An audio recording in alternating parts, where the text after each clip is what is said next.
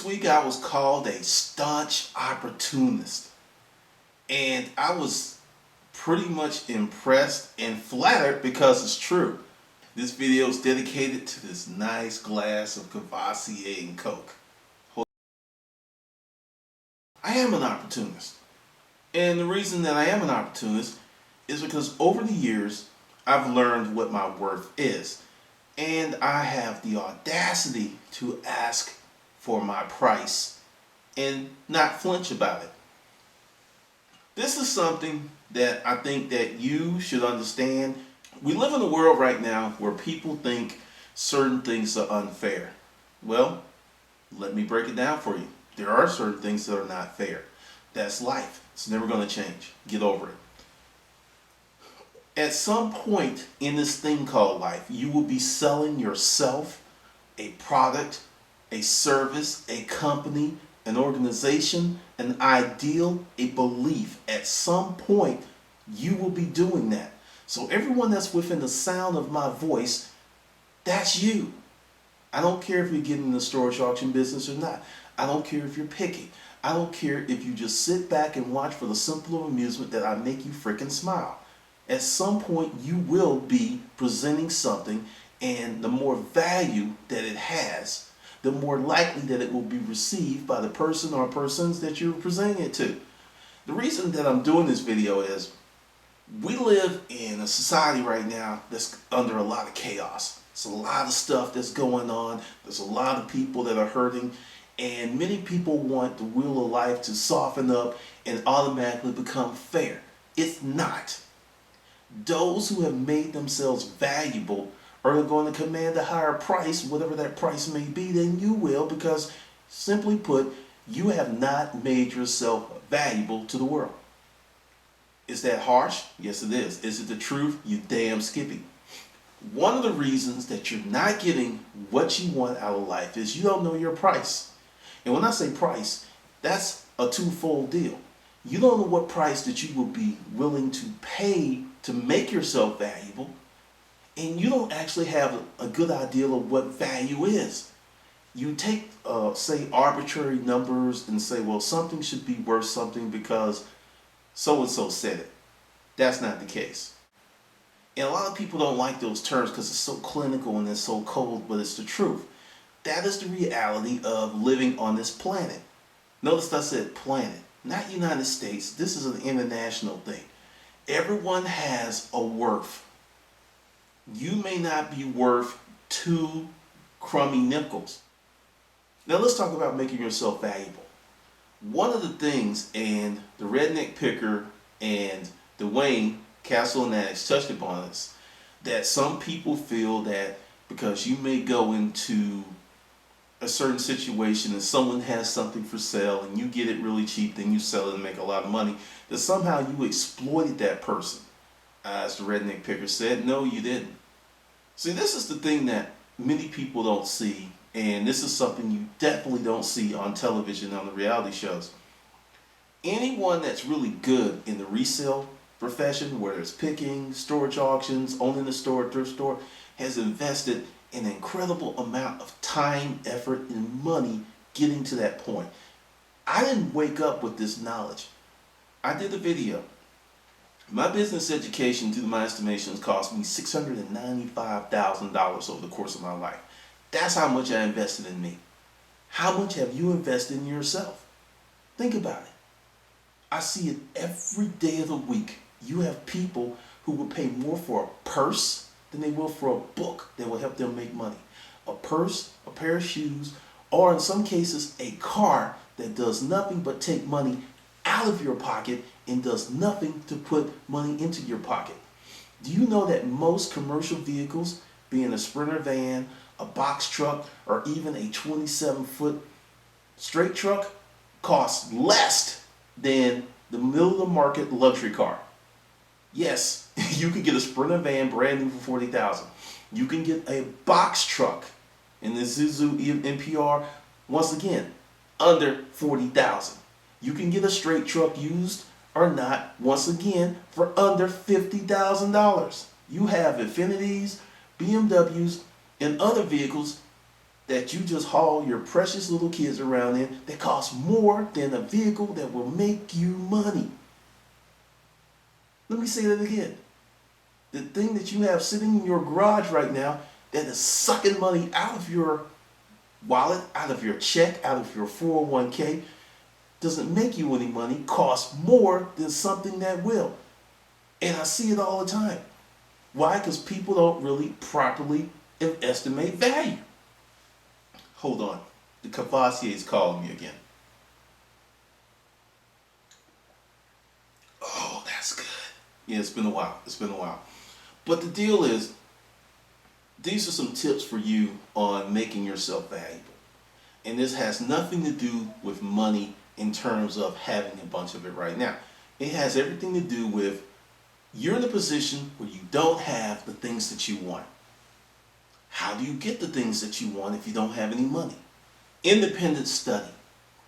If you take 5 hours a week and dedicate those 5 hours a week to one area consistently for the course of a year, you will become close to being an expert in that field. 5 hours a week. Consistently. It's not the 5 hours that's going to screw people up. It's the consistency that's going to screw people up. And you'll do it. You'll start off really strong, and just like those fake ass New Year's resolutions, you're in there for 15 days, 30 days, then it all goes to shit. Because you don't value yourself enough to press forward. Anything that you really want in life, anything that you find valuable, you actually have. You want a big screen television? You have it. You want a luxury car? You have it. You want a house? You get it.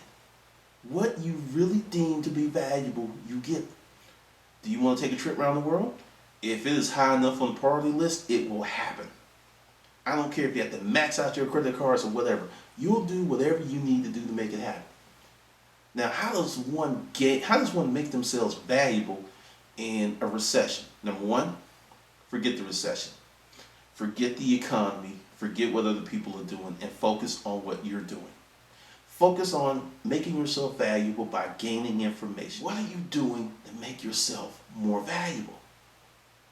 Daily. This cannot be a part-time occupation or a limited engagement. This is something you need to do every day. I don't care if it's 5 minutes reading a magazine about success. I don't care if it's walking up a hill to lose those extra 5 pounds. You need to be consistently working on your goals to make yourself valuable. This is something I learned from Lead to Field. And Earl Nightingale put it out there years and years ago, and some of the lessons that I got from listening to the audio course took a while to take root. But something he said about a lot of people in their profession. They may be in a profession, but they only know anywhere from 10 to 20% about their profession. They don't know 100% about their profession. Have you ever gone somewhere and you've dealt with a professional that knew their whole industry from the top to the bottom? You ask them a question, they didn't have to go research it. It was on the top of their head. That is a person that made themselves valuable. There are people out there who are selling cupcakes, who are selling things that are not necessary, but because they figured out how to make that proposition valuable, they're making a lot of money, and they're doing quite well because they brought something to the market that the market wanted. In terms of getting on this side of the game where you're actually a producer, because if you go back to my video, producers, consumers, once you become a producer, your whole mindset changes because you look at life totally different. By becoming a producer, you're making yourself valuable to the world because you're doing something that people want, or you won't be successful. You're not going to get any money if you're doing something that people don't want, or you're providing a service that people don't want. It's not going to happen. As in case of Webvan, remember that home grocery delivery service that failed miserably and lost like $370 million? Great idea, great execution. Problem was people didn't give a shit. So away it went.